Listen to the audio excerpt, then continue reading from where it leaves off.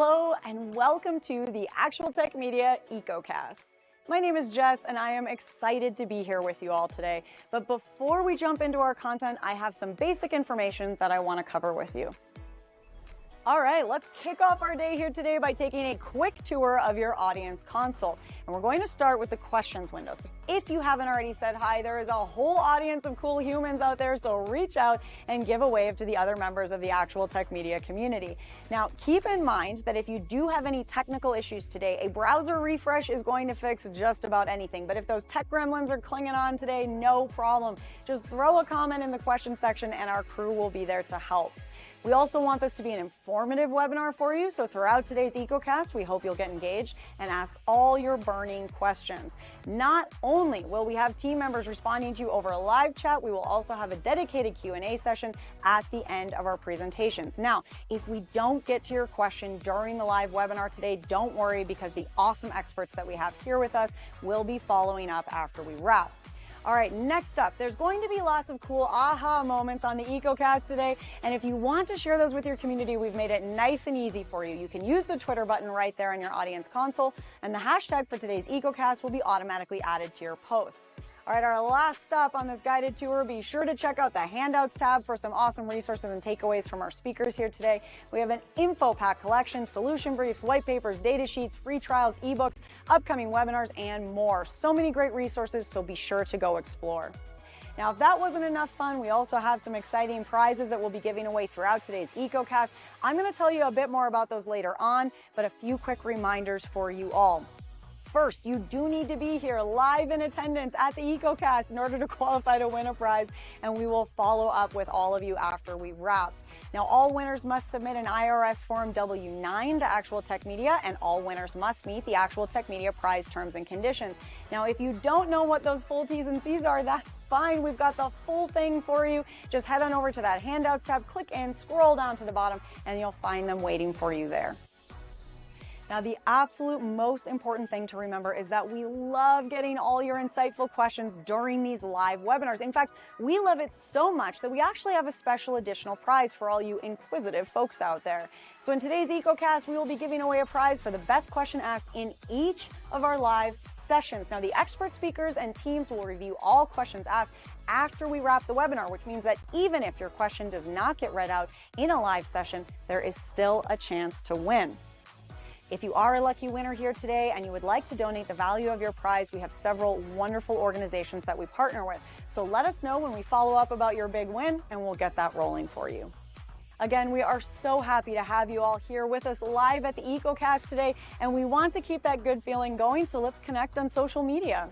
Reach out and connect with Actual Tech Media on Twitter and on LinkedIn. We have lots of great content, and we always want to hear from you. Now, if you're looking for more awesome content and resources right after we wrap the EcoCast today, be sure to subscribe to the Actual Tech Media channel on YouTube. Another fun way to win a prize and, hey, grow this awesome community is to refer an industry friend or a coworker to the Actual Tech Media webinar series. Now, you'll find a link to do that right in your handouts tab, and you will also be automatically redirected at the end of the webinar. And both you and your coworker or friend could win a prize, and we hold those drawings every month. So be sure to refer a friend because, hey, it could quite literally be a win-win situation. Next, we have a cool opportunity for all the decision makers out there to get connected with new and emerging tech and innovative vendors. Here's how it works. All you need to do is click on the link in your handouts tab, fill out a quick application, and the Actual Tech crew will then match you with some vendors that we think you should probably be chatting with based on your needs. There will also be fun opportunities that you get to choose to join in, like surveys, test runs, new solutions, extended demos, and so on. You'll get some chances to win extra prizes, you'll chat with great people, and you'll learn about the hottest new trends in tech. So be sure to apply, or hey, send that link to a decision maker on your team. Now, I want to take a quick minute here to remind you all about one of my favorite resources, and that is ransomware.org. You can find out everything you need to know about ransomware, how to prepare, prevent, and recover. This site is jam-packed with information, helpful tips, checklists, strategic approaches, case studies, everything you need in one place. So wherever you are in your ransomware preparedness journey, there is something for you at ransomware.org. Go check it out and start exploring. All right, I have one more exciting resource I have to tell you about today, and that is the Gorilla Guide Book Club. It's going to give you access to free enterprise IT books authored by top industry experts, so you can stay up to date on trending enterprise technology. And yes, these books will work on your Kindle, your mobile device, and as I said, they are completely free. You can download these awesome resources at gorilla.guide, and there's a link for you in that handouts tab as well. All right, well, we have covered a lot of important things already, and I don't know about you all, but I am excited to dive in. So let's get going. Hello and welcome, folks. It is time to dive in on today's topic, strategies and tools for supercharging your public cloud infrastructure. That's right, we are getting our heads in the clouds today. Rather than diving in, we are floating up. All wordplay aside, I'm excited to get into this conversation today. It's a unique challenge to keep maintaining the security and manage all of the access points across the many public clouds that data lives in today. So it begs the question, how can we take advantage of cloud infrastructure and supercharge our use of it? Luckily, we have the team from Progress here today to guide us through this timely conversation and an awesome keynote as well. My name is Mackenzie Puddesy, and I am a moderator here at Actual Tech Media. If it is your first time on a webinar, or if this is your first time with me hosting, it is nice to meet you. Feel free to say hello out in the questions tab there as well to the rest of the community as much as to me from you. My friends and fellow moderators, Jess Steinbach, Scott Becker, and Keith Ward are here with us today on live chat. And Keith will also be our keynote speaker today.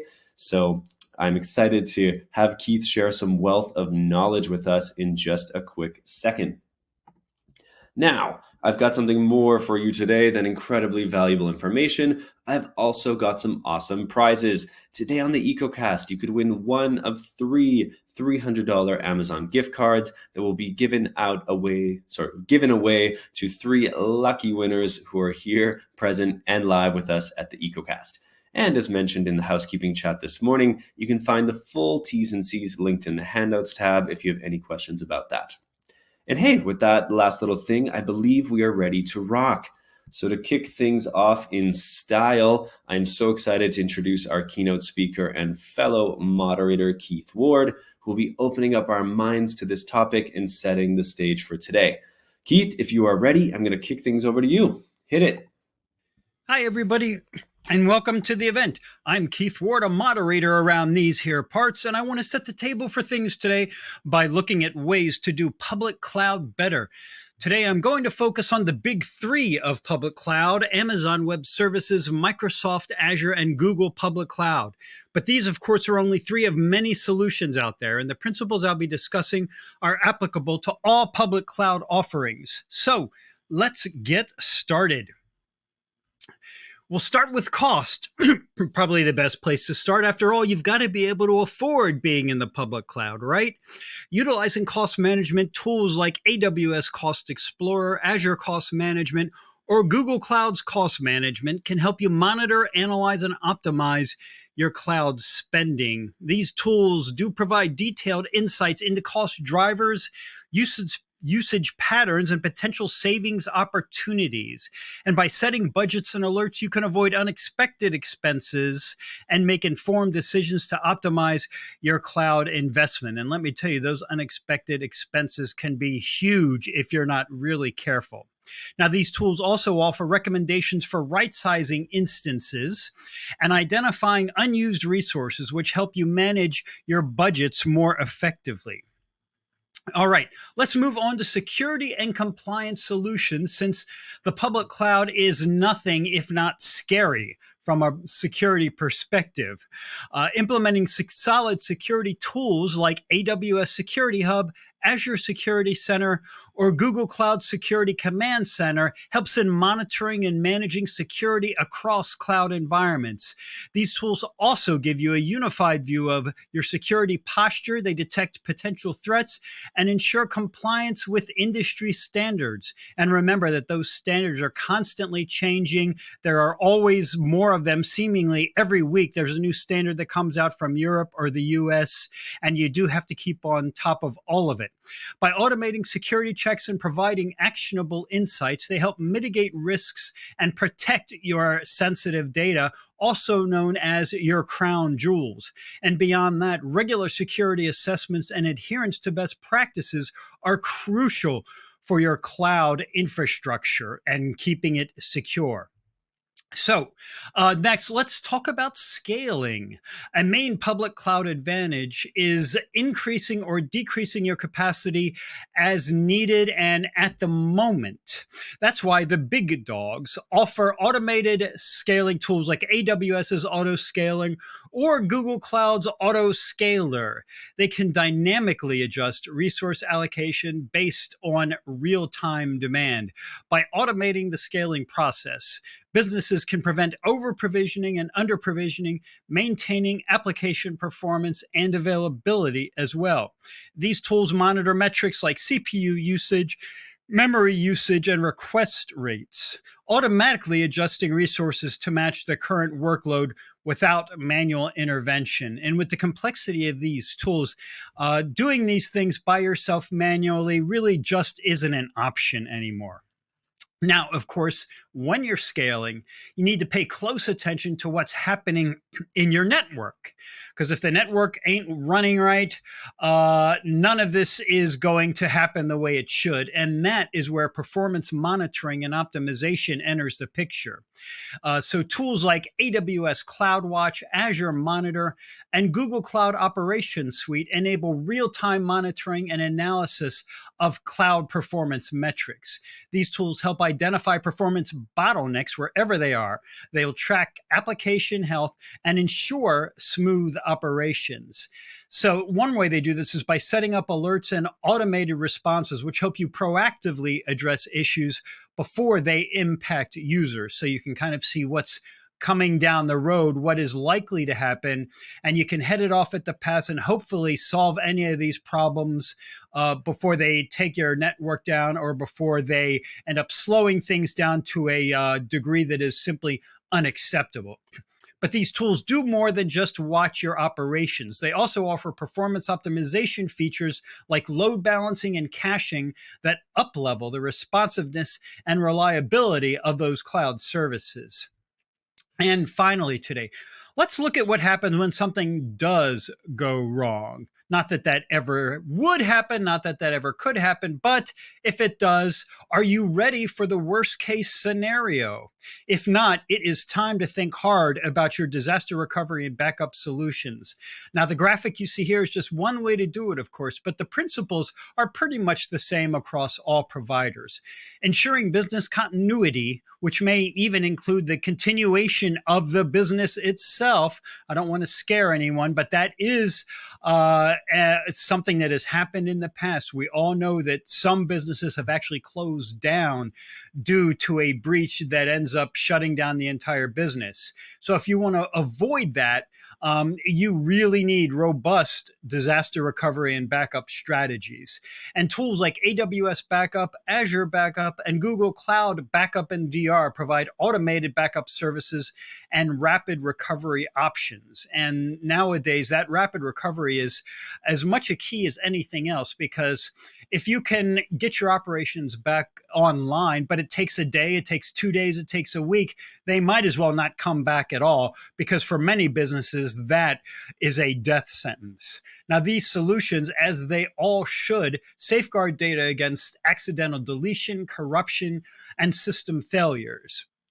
And once you have these in place, you need to regularly test your recovery processes and maintain up-to-date backups. You also need to do things like tabletop exercises where you kind of simulate or role play disaster scenarios, internal breaches, external breaches, breaches from things like the Internet of Things, edge devices, and all of that. You need to go through all of these different scenarios, all the different ways you can be attacked. Doing all this will help minimize downtime and data loss during these events that may be unforeseen but should be planned for. one way you can actually increase your resilience and reliability is to consider implementing multi-region backups as well.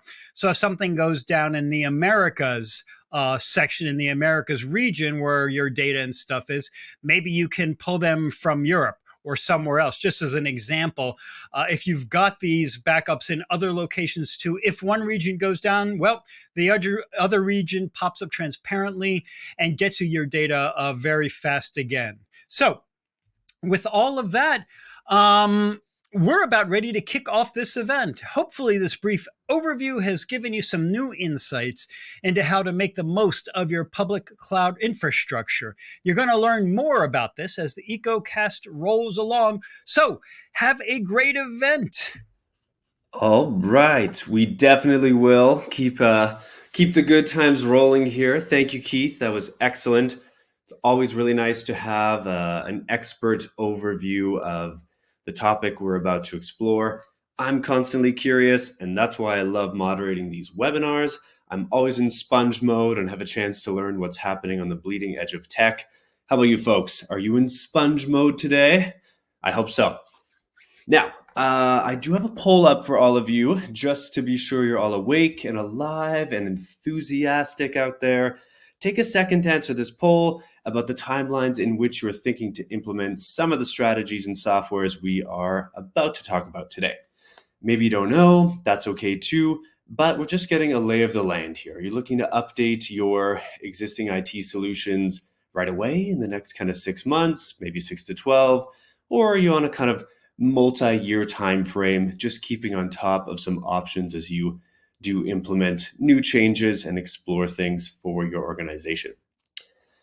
Alrighty, well, thank you for taking the time to do that. If you haven't already, please do plunk in your answer because I'm gonna keep things moving along here and have our first presenter come on out in just a second. Today's EcoCast is short and sweet, but absolutely packed with valuable information. Other than our keynote speaker, we just have one speaker coming on out today to shed light on this topic and then give you a little bit of extra time to spend in your days. So let's enjoy this and get our first speaker on out here, our first and final, best and last. So please welcome from Progress, Greg Collins. Greg is the product marketing manager at Progress, and we're going to have him take things away. So kick it off, Greg. Perfect. Thanks a lot. Well, hello, everyone. I'm excited to be here today talking with you about strategies and tools for supercharging your public cloud infrastructure. Again, my name is Greg Collins. I'm the product marketing manager here at Progress's What's Up Gold. And I'm going to be giving you an overview of how to maintain control of your IT infrastructure. I'll be highlighting key features and functionality of our infrastructure monitoring solution, What's Up Gold. So let's get into it. I'll start by going through the agenda. The goal is to tell a story about how you go from manual or no monitoring to the best type of monitoring, which we call customized monitoring. I'll touch on some challenges systems admins face today, as well as the monitoring solution hierarchy. So we'll start by talking about the challenges that IT operators face today. To put it simply, it's difficult to keep track of everything. If you can't see it, you can't know its status. And if you don't have the right tools in place, you can't drill down to the root cause of the issue to be able to resolve it permanently and quickly. When you think about it, every network that is in production has so many moving parts, and things are constantly changing across the board. Within environments nowadays, there are patches, software updates, things are changing, they're getting blocked. There's so many different things to consider. All the time, new systems are being created in a virtual environment that you didn't know about. It's basically just constant change. And all of this is happening on top of the normal job responsibilities that someone has in the IT operations space. The problem here is that, unfortunately, the expectations are for near 100% uptime while accounting for all these ongoing changes in the environment. And your environment is a dynamic growing entity. And the more complex it gets, the more likelihood you're going to experience issues with performance and the dreaded word of outages. So let's drill down into outages next. So let's talk about the impact of an outage. When it comes to outages and performance, to be honest, there's no solution that exists that covers every possible scenario. Outages occur for many different reasons, but we can all agree on the overall impact. If an application or service becomes unavailable, to put it simply, people can't work. This is one of the first things you'll hear about from an outage, is that employee productivity is reduced. They're going to be calling you, letting you know they can't access what they want. And as a result of this, there are serious implications. What's even worse, I would say, for the business is that there's a real danger and damage of reputation. Let's take, for example, an online store or payment processing system, something that's externally focused or something that could drive a negative customer experience if there was downtime. All of this can end up with damage to your reputation and revenue. Really, that's the business impact. It comes down to productivity and cost. You have to remember, customers hitting an unavailable service are much less likely to return ever again. We actually conducted some studies to figure out what does it cost the business. I think it's important to throw some numbers at it to give a good idea on this. But one study by EMA looked at the average cost per minute of an unplanned IT outage, and it came to almost $13,000. And for the largest enterprises, it can be as much as $25,000 per minute. I hope I'm getting the point across here that it's definitely not cheap. On the other hand, another study looked at a Fortune 500 companies, and it referenced a 47% loss of productivity due to a planned or unplanned outage, and then a 41% hit to brand equity and trust. So these are real and they are happening out there today. And as the title of this webinar says, maintaining control of your IT infrastructure is critical to any organization. So now that we've looked at the cost of outages, we're going to take a quick look at the different types of monitoring that people are doing nowadays. So we'll firstly look at the non-automated detection approach. We've encountered a lot of different customers in the past that were trying to do all of this manually. We've seen customers manually logging into systems, trying to write their own scripts, and spending an enormous amount of time trying to do it all themselves. And in theory, it is possible to take this approach. But as networks continue to scale and grow, new services get introduced, and the manual scripted-based approach that people take, it can become quite overwhelming. If you take, for an example, a small network of roughly 255 addresses, if you're trying to collect data from all those different systems, you would need to go to each IP address, spend, say, 10 to 15 minutes per IP address attempting to collect data, connect to protocols. And when you multiply that by 255, it quickly becomes unsustainable.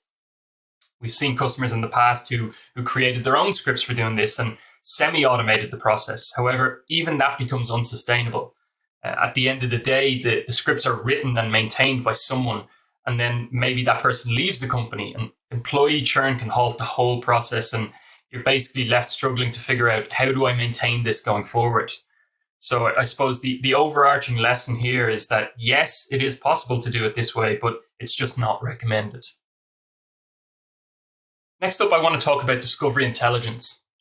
Basically, what discovery intelligence is a system that can make decisions for you, but also take input based on what you know about your systems.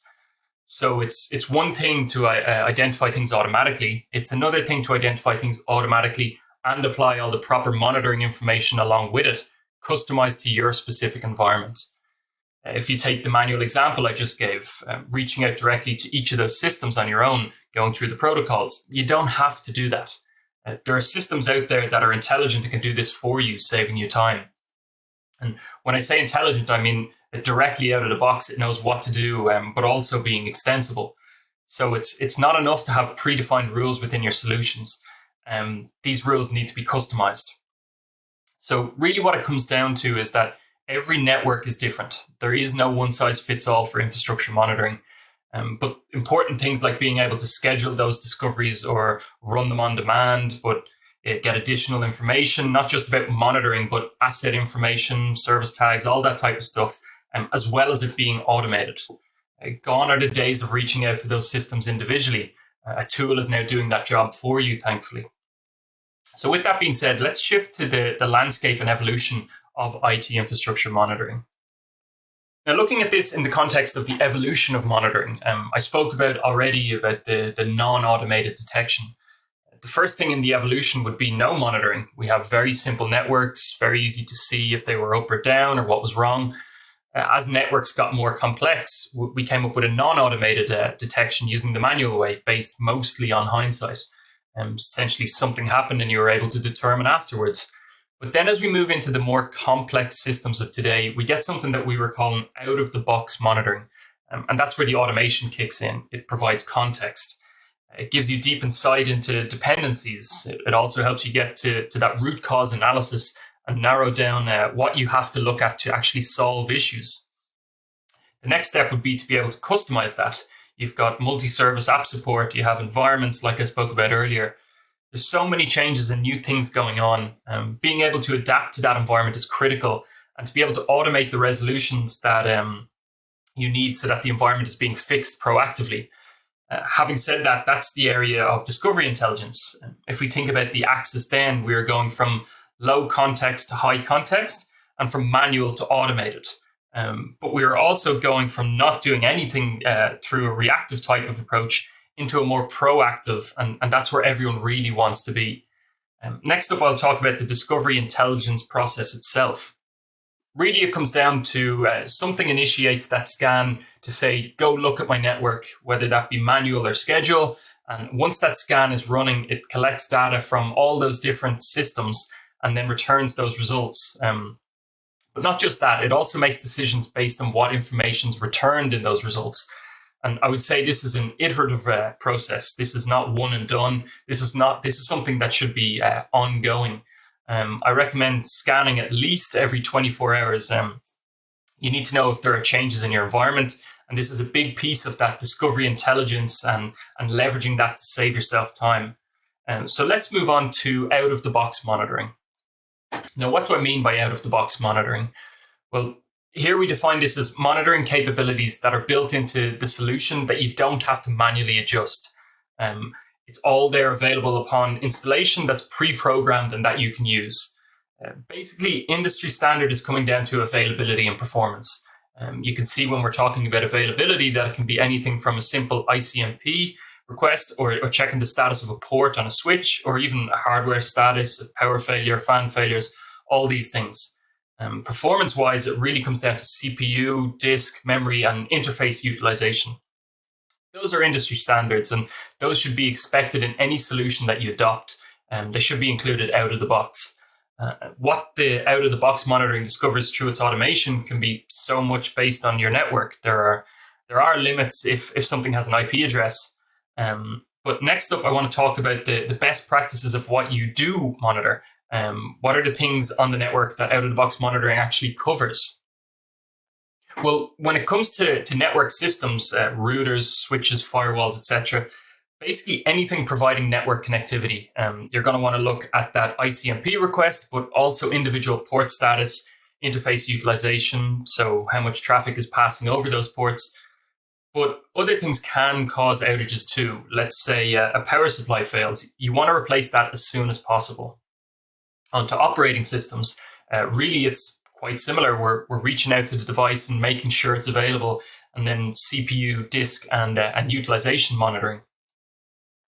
When it comes to cloud systems, really you're looking at, is it available from my location? That's the most important piece, is to make sure you're able to access the system from your remote location.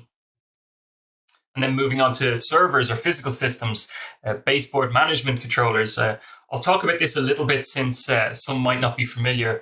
Really, this is a small system included with your server that is standalone. That lets you look at all the different aspects of the system. So each individual hardware component within the system, we should be monitoring the status of. And so for out-of-the-box monitoring, these are the things that it should be able to discover and monitor all of these different aspects of the different systems for you. So it's all actually pre-programmed and set up for you. I want to close out this section with lessons learned. Best practices aren't always about what you want to do, but also about what not to do. I've put together 6 common issues to avoid.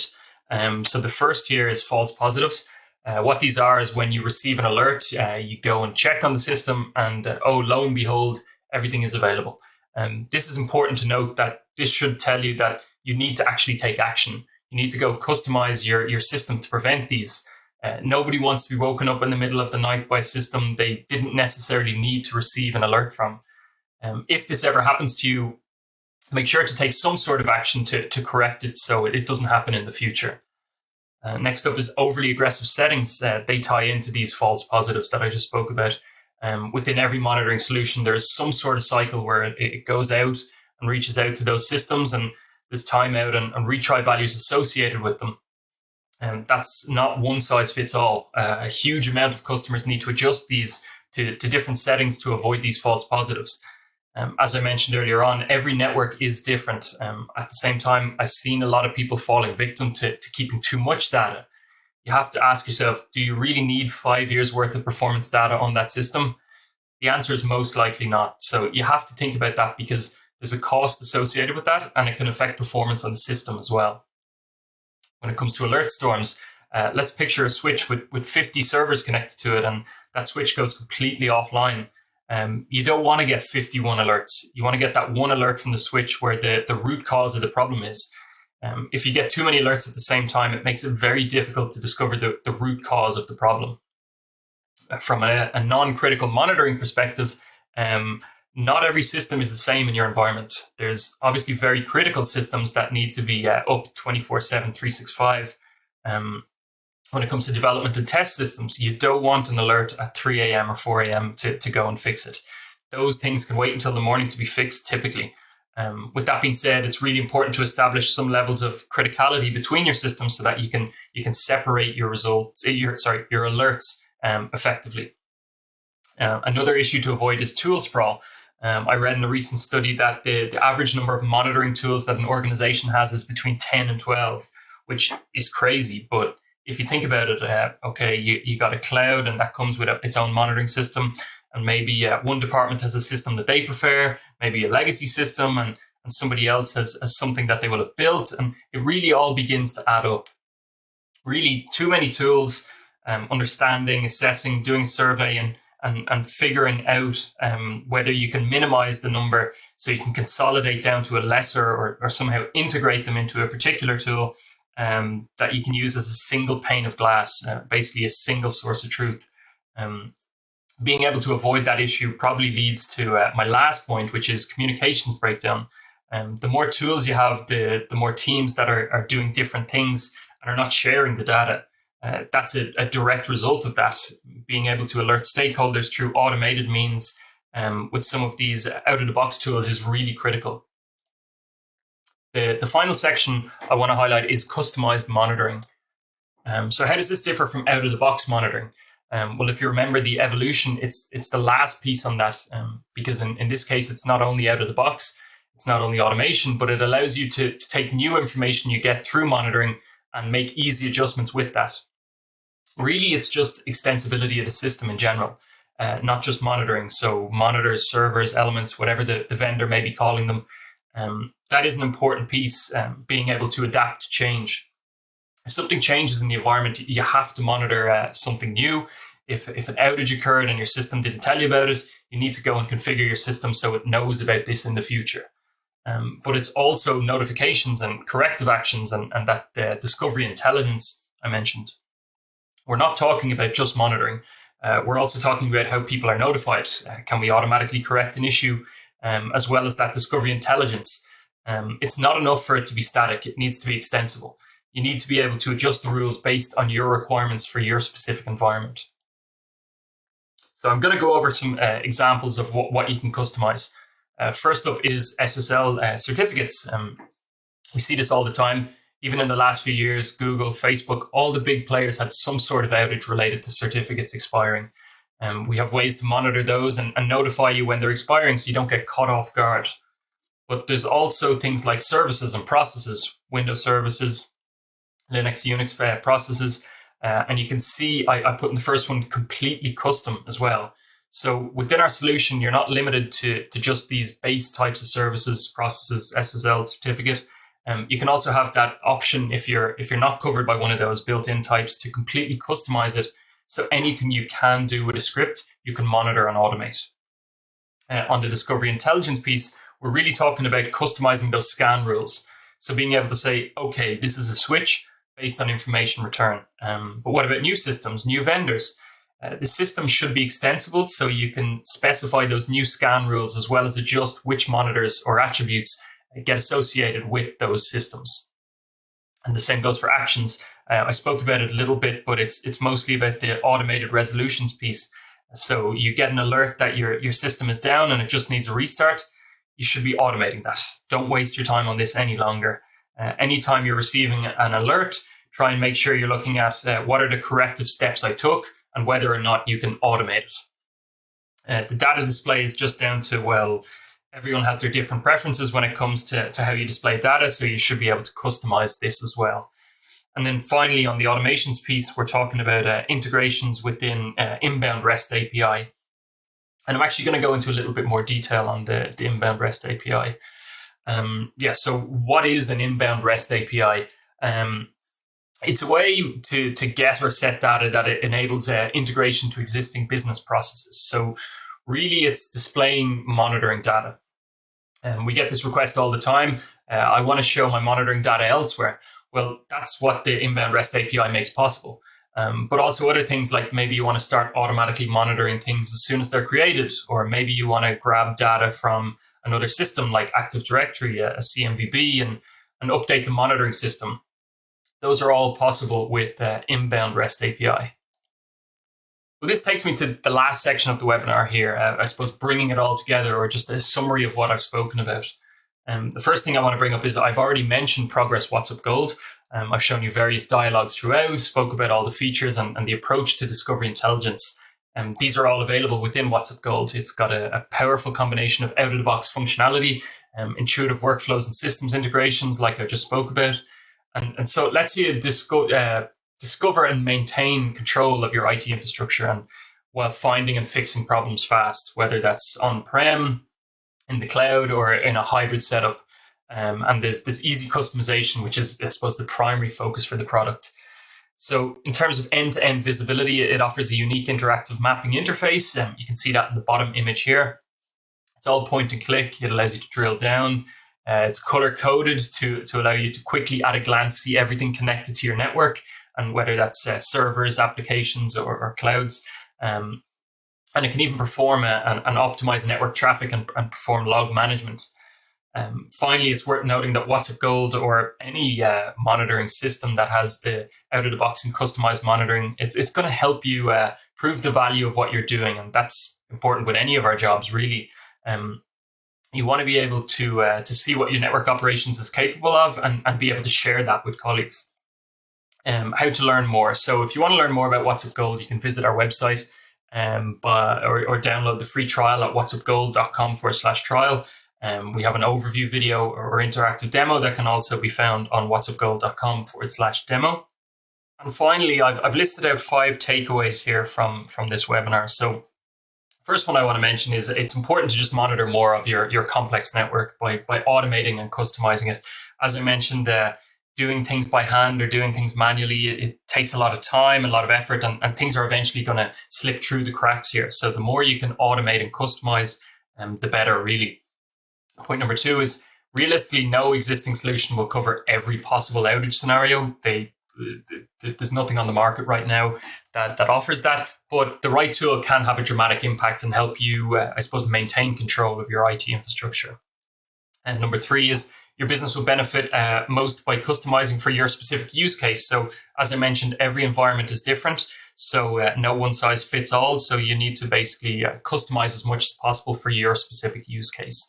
And number 4, use feedback to fine tune your processes to avoid common mistakes.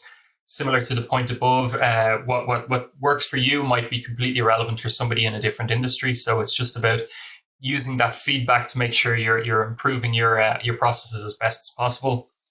And then number 5, a solution like WhatsUp Gold will employ discovery intelligence to provide end-to-end visibility for your hybrid network. So at WhatsUp Gold, we do have a great solution here that no doubt will be able to help you out within your network. So that concludes my presentation here today. But if you would like to learn more about WhatsUp Gold or try it out for yourself, you can visit us at whatsupgold.com for a free trial. Thanks everyone for listening today, and I hope to hear from you soon. Awesome. Thank you so much, Greg. That was really informative, and it seems like a lot of questions also came in. So it looks like you hit a chord of interest, if I can say that. Greg is on a tight timeline today, so we won't have a live Q&A session with him. But I do want to assure you that all of your questions will be passed onwards to the Progress team, and they're going to reach out to you with the answers and information that you are looking for. I also want to point out that I have put up a poll question for you, and we'd love to get your feedback on any additional resources that you'd like to explore from Progress. Your feedback is really valuable, and just think of this as your easy button. So if you're looking for a white paper, pricing details, personal demo, you want to give it a trial for yourself, well, this is your chance to request exactly what you're looking for, and you'll get that sent over to you quite quickly after today's EcoCast as well. Now, I do want to remind you to check out the Handouts tab where you can get the data sheet What's Up Gold Total Plus Edition. It discusses availability and performance monitoring. Tough word today. Monitoring for networks, systems, and applications. So that's going to be a perfect way to follow up on the convo that we just had with Greg. Visually attractive, super easy, and it's in PDF form, so you may not find it elsewhere on the internet. So make sure you grab that before we finish up today's session. Now, that said, it is time for some prizes. We have not one, not two, but three $300 Amazon gift cards to give away. And a quick reminder that you must be present here at the webinar to win. So I'm hoping that your ears are perked up and you're going to hear your name called in just a second. So drum roll on your desks or countertops, please. And here are our three lucky winners. First, we have Rommel Regalado from California. Second, we have David Klippel from New Jersey. And third, we have James Hostsetter from Georgia.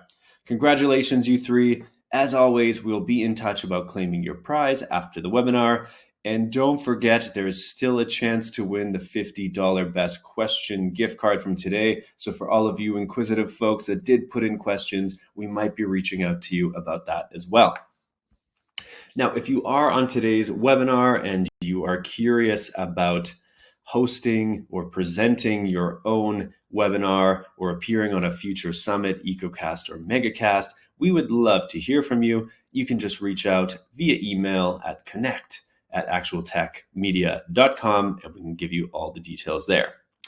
And with that, on behalf of the Actual Tech Media team, I want to thank our speaker here, Greg from Progress. I want to thank Keith, my fellow moderator and keynote presenter, and I want to thank all of you for attending and asking some great questions.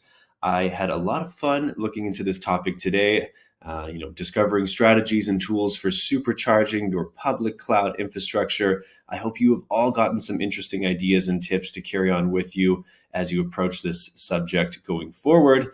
And if you did enjoy your time here today and you want to look a little bit deeper into protecting and securing cloud environments, we actually have an upcoming MegaCast this Thursday, May 30th, 12 p.m. Eastern, same time, roughly same place. You'll get a different link to come on in.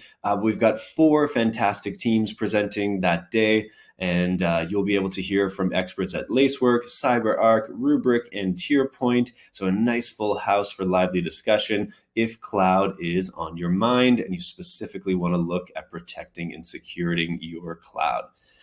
Well, with that, I believe that is everything today. I hope to see you all again soon, and I hope you have an absolutely magical rest of your day. Take care.